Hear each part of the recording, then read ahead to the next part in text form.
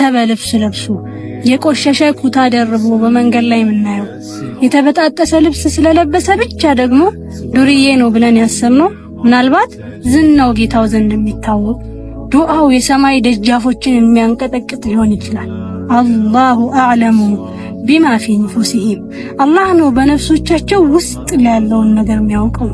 ማን ምን እንደደበቀ ልቦች ምን እንደሸሸጉ ነፍሶች ምን እንደሰወሩ የሚያውቀው አላህ ብቻ ነው። እውነት ነው አለባበሷ ውጫዊ ገጽታዋ ልክ አይደለም ይሆናል። ግን ደግሞ እኔ ናት ብዬ ባሰብኩት ትሆናለች ብዬ በጠረጠርኩት ነገር ላይ ብቻ ተመርኩዤ እህቴን ከደረጃዋ ዝቅ ላደርግ ክብሯን አሳንሼ እንድመለከት መብቱን ስልጣኑን ለኔ ሰጠኝ ማለት ወለቀድ ከረምና በኒ አደም የሰው ልጅን አላህ Subhanahu Wa Ta'ala አክብሮት አልቆት ሲያበቃ በተቅዋ ደረጃችን ቢሆን እንጂ ማንም ከማንም አይበልጥም፣ ማንም ደግሞ ከማንም አያንስ።